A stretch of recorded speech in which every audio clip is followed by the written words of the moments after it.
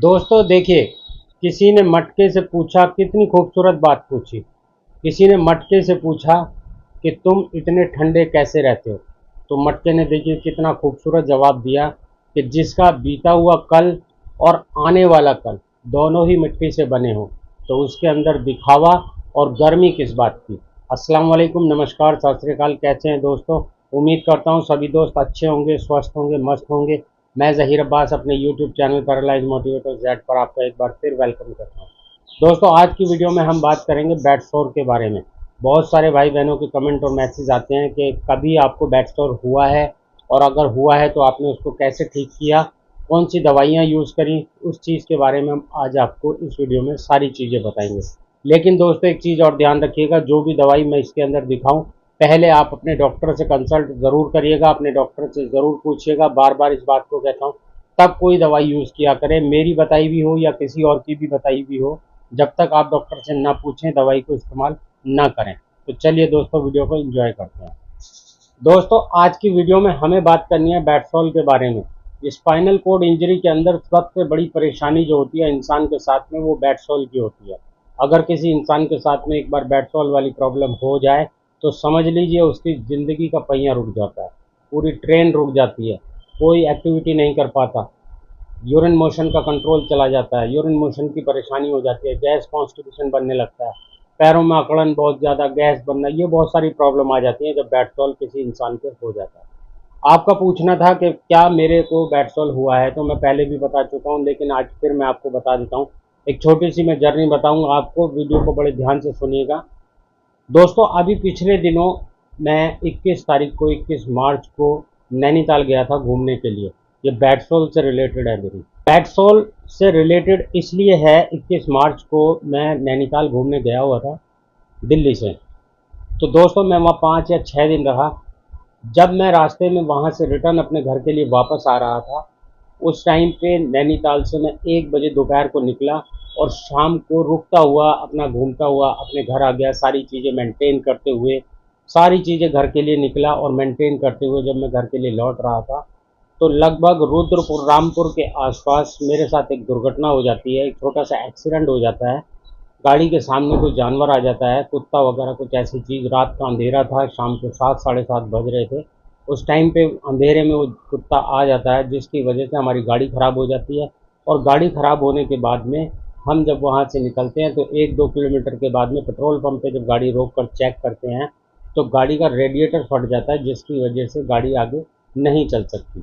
अब रात का अंधेरा होता है, 7:30 बजे की बात थी। उस टाइम पे हमने खूब कोशिश की कि गाड़ी हो जाए, कहीं से कोई अरेंजमेंट हो जाए जो हम दिल्ली चले जाएं, और दिल्ली वहाँ से 200 किलोमीटर। हमने बहुत कोशिश की, सब चीज़ें नॉर्मल हो जाएं। जब इंसान के साथ में कोई दुर्घटना घट जाती है या उसका माइंड किसी और चीज़ में डाइवर्ट हो जाता है, तो माइंड काम करना बंद कर देता है कुछ समय के लिए, क्योंकि उसका माइंड उस जगह पर डाइवर्ट हो जाता है। अब सुबह से लेके शाम तक और फिर पूरा 5-6 दिन मैं नैनीताल में रहा, नॉर्मल चीज़ें अपनी मेंटेन करके रहा, कोई परेशानी नहीं, कोई दिक्कत नहीं। हमने सोचा कि क्यों ना यहाँ पे अगर हमें कोई होटल मिल जाए तो हम यहाँ पे रेस्ट कर लें जब तक हमारी गाड़ी ठीक हो, या फिर हमारा दूसरी गाड़ी का अरेंजमेंट हो। तो लेकिन हमें होटल नहीं मिल पाया। पास में एक रेस्टोरेंट था, रेस्टोरेंट पर जाके हम रुके। वहाँ पर उन लोगों ने हमारी बहुत हेल्प की, बहुत मदद की, मैकेनिक को भी बुलाया। शाम को 8 बजे से लेके और रात को 12:30 बजे तक हमारी गाड़ी ठीक हुई, और फिर दिल्ली से दूसरी गाड़ी का भी अरेंजमेंट हो गया। लेकिन अब मैं आपको एक चीज़ और बताता हूँ। देखिए, नैनीताल से हम दोपहर को 1 बजे निकले थे, और 1 बजे निकलने के बाद में रात को बैठे बैठे एक रात को 1 बज गया, बैठे बैठे एक ही कंडीशन में। क्योंकि जब इंसान का माइंड किसी और तरफ डाइवर्ट हो जाता है और चीज़ें ख़राब हो जाती हैं, और फैमिली का साथ होता है और करने वाला कोई नहीं होता, सब कुछ आपको ही करना होता है, तो फिर इंसान अपनी वो पहले की चीज़ें भूल जाता है कि मेरे साथ क्या परेशानी है, या क्या हो सकता है, क्या नहीं हो सकता।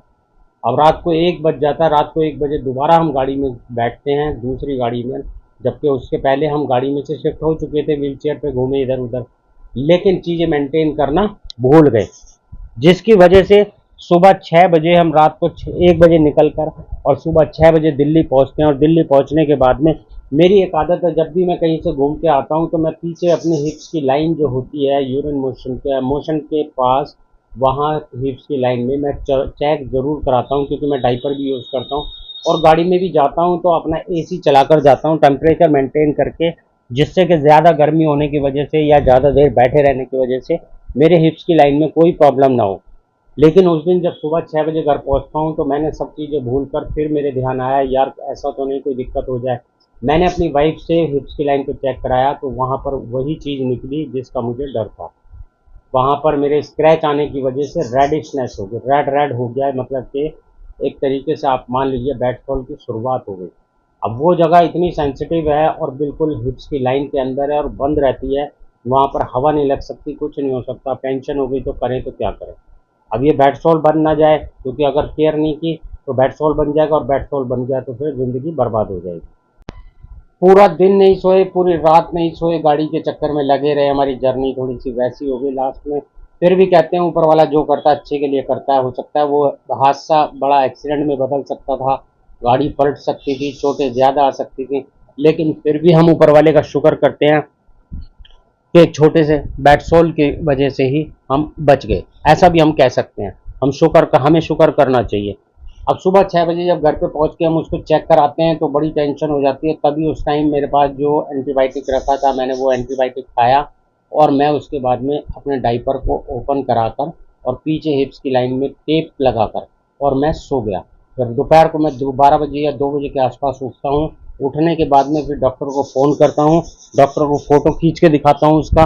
तो मेरे डॉक्टर जो लोकल के जो मेरी केयर करते हैं पिछले 12 साल से, उनको मैंने वो चीज़ दिखाई तो उन्होंने मेरे को बताया कि आप ये वाली मेडिसिन सुबह शाम खाइए और इसमें हवा लगाइए। अब डाइपर उतार कर पीछे हिप्स में लाइन लगाकर हिप्स की लाइन में हवा लगानी है, रूम के अंदर प्राइवेसी भी रखनी है, डॉक्टर को भी बुलाना है, मोशन का भी चक्कर है, बच्चों को भी देखना है, बहुत सारी टेंशन हो गई। अब करें तो क्या करें। अब ये बात देखिए 26 मार्च की बात थी, और आज जब मैं ये वीडियो रिकॉर्ड कर रहा हूँ तो आज है 10 अप्रैल। मतलब कि 10 अप्रैल और 26 मार्च का मतलब हो गया कि आपके 16 दिन हो गए, लगभग 15-16 दिन हो गए। 15-16 दिन के बाद में ये वीडियो मैं बना रहा हूँ। मैंने कहा जब मेरा ठीक हो जाएगा तब मैं इसके ऊपर आपको बताऊंगा, क्योंकि लोगों के कमेंट आते हैं तो जब तक चीज़ें अपने आप एक्सपीरियंस ना हो जाए तब तक नहीं बतानी चाहिए। अब उसके बाद में मैंने 1 हफ्ते तक तो दवाई खाई एग्यूमेंटिन 625 सुबह शाम। उससे मेरे को फ़र्क लगा, पर इतना फ़र्क नहीं लगा।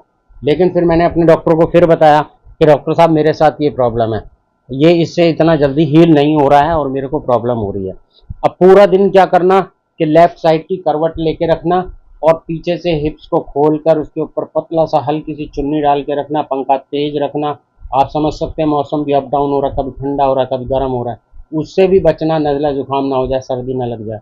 और हिप्स की पीछे की लाइन में दोनों तरफ डॉक्टर टेप लगाकर उसको चौड़ा कर रखना, जिससे कि हवा लगे, और एंटीबायोटिक खाना, और उसके ऊपर नारियल का और नीम का तेल डेली लगाना। ये प्रोसेस मैंने 15 दिन तक करा।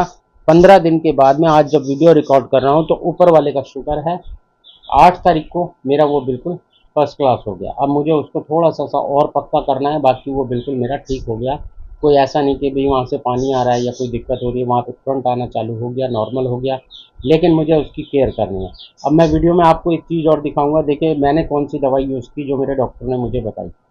आप लोगों से एक ही रिक्वेस्ट है, और मैं अपनी हर वीडियो में कहता हूँ, कोई भी चीज़ मैं अगर यूज़ करता हूँ या आप यूज़ करना चाहते हैं तो पहले अपने डॉक्टर से, नज़दीकी डॉक्टर से कंसल्ट ज़रूर करें, उसके बाद में कोई भी दवाई यूज़ करें। क्योंकि ज़रूरी नहीं है कि जो दवाई मेरे को सूट करती है वो हर किसी को सूट करे। हर किसी का बॉडी का स्ट्रक्चर, जीन्स, हर परेशानी सब कुछ अलग अलग है। मैं कैसे मेंटेन करता हूँ, आप कैसे मेंटेन करेंगे, वो बहुत सारी चीज़ें। बैट सोल को हमेशा ध्यान रखिए, एक तो प्रेशर नहीं पड़ना चाहिए, दबा के नहीं रखना चाहिए उसको, उस पर हवा लगनी चाहिए। अगर हवा नहीं लगेगी और प्रेशर उसके ऊपर पड़ता रहेगा तो फिर आप कितनी भी दवाई खा लीजिए, नारियल का तेल लगाएं, चाहे गोले का तेल, कुछ भी लगाएं, वो बिल्कुल भी ठीक नहीं होगा जब तक उस पर हवा नहीं लगेगी। एक तो हवा लगा के रखनी है आपको, और दूसरा एंटीबायोटिक खाते रहना है। तो मैं आपको अब वो वीडियो में दवाई दिखाता हूँ जो दवाई मैंने यूज़ की। दोस्तों मैं दोबारा फिर रिपीट कर रहा हूँ, मैंने कितनी बार वीडियो में रिपीट कर दिया, दवाई यूज़ करने से पहले अपने डॉक्टर से कंसल्ट ज़रूर करिएगा। मेरी इसमें कोई जिम्मेदारी नहीं है, मैं सिर्फ मोटिवेशनल और इन्फॉर्मेटिव वीडियो बनाता हूँ आप लोगों के फ़ायदे के लिए, लेकिन फिर भी आप अपने डॉक्टर से कंसल्ट ज़रूर करें, ठीक है। मैं दवाई दिखाता हूँ आपको, दवाई देखिए क्या है। ये है एक तो बड़ी वाली पैकेट में जो टैबलेट है 625 वाली, एक टैबलेट ये है, और एक नीचे है 500 mg वाली। ये दोनों टैबलेट मैंने ली थी, डॉक्टर ने मुझे बताया कि दोनों में से एक एक टैबलेट तो आपको सुबह नाश्ते के बाद ले लेनी है, नाश्ते के आधे घंटे बाद दोनों में से एक एक टैबलेट ले लेनी है, और रात को सोने से पहले खाना खाने के बाद मतलब एक बड़े वाले पैकेट में से एक टैबलेट खा लेनी है, छोटी वाली मतलब और बड़ी वाली मिला के सुबह को, और रात को जब आपने लेनी है तो सिर्फ एक बड़े वाले पैकेट में से एक ही टैबलेट लेनी है। ऐसा आपने कम से कम 6-7 दिन करना है। 6-7 दिन तक ये एंटीबायोटिक लेना है और उसके ऊपर हवा लगानी है, और उसके ऊपर नारियल का या गोले का तेल लगाना है, नीम का तेल मिक्स करके। अगर ज़्यादा डीप है तो आप टी बैक्ट की ट्यूब लगा सकते हैं, पर ओपन ज़रूर रखना और प्रेशर नहीं डालना उसके ऊपर। तो दोस्तों मैंने ये वाली टैबलेट यूज़ की, उसके बाद में छोटी वाली जो टैबलेट है मैंने 6 दिन के बाद में बंद कर दी। अब मैं सुबह शाम सिर्फ ये बड़ी वाली टैबलेट जो है ये टैबलेट ले रहा हूँ, जिससे कि मेरा और पक्का हील हो जाए, मैं दोबारा बैठूँ तो वो ख़राब ना हो।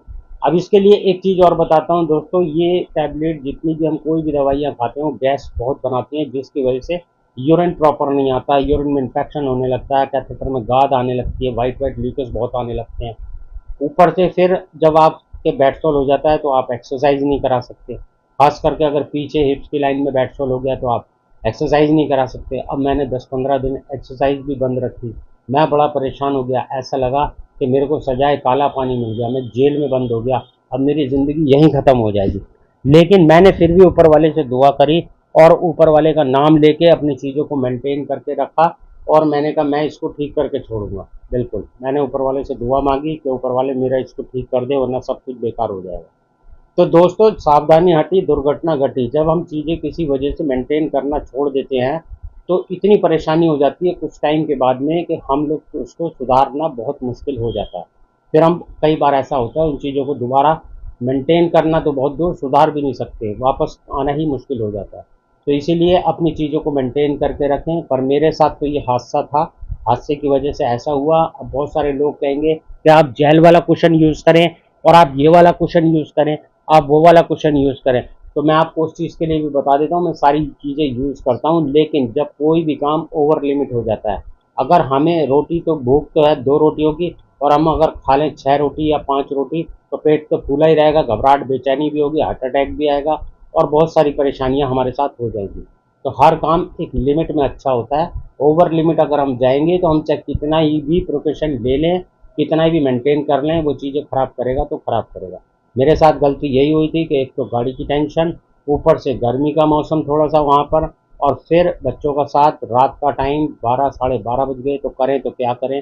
तो उस टाइम पे फिर आदमी सब चीज़ें भूल जाता है। तो इसी वजह से मेरा वो हल्का सा बैकफॉल हुआ था, और जिसकी वजह से मुझे वो परेशानी हुई। लेकिन मैंने ऊपर वाले का शुक्र करा, ऊपर वाले का नाम लिया, उससे दुआ मांगी, उसने मेरा वो बैकफॉल ठीक कर दिया। तो दोस्तों आपके जिस भी भाई बहन के किसी भी तरह का कोई बैटसोल अगर है कहीं पर भी, तो बस मेरी रिक्वेस्ट आपसे यही है कि उसके ऊपर प्रेशर ना डालें, और प्रेशर डालने के अलावा उसके ऊपर हवा लगा के रखें, या तो साइड में साइड टेबल लगा के रखें। चीज़ों को आपको मेंटेन करना पड़ेगा। कई बार ऐसा होगा खाना भी आपको लेटे लेटे ही खाना पड़ेगा, कई बार ऐसा होगा पानी भी लेटे लेटे ही पीना पड़ेगा, बहुत सारी चीज़ें आपको करनी पड़ेंगी, तब जाके वो हील होगा। अगर आपने सावधानी से हटे और अपनी चीज़ों को मेंटेन नहीं करा तो जितना पूरे दिन हवा लगाएंगे उतना वो 15 मिनट में ख़राब हो जाएगा। तो बैटसॉल इतनी बड़ी परेशानी है। दोस्तों ये थी मेरी बैटसॉल की वीडियो। उम्मीद करता हूँ वीडियो पसंद आई होगी, पसंद आए तो लाइक करिएगा, शेयर करिएगा, और चैनल पे नए होते हैं तो सब्सक्राइब करके प्लीज़ बेल आइकन को ऑल कर लिया करें। ओके बाय, अल्लाह हाफिज़।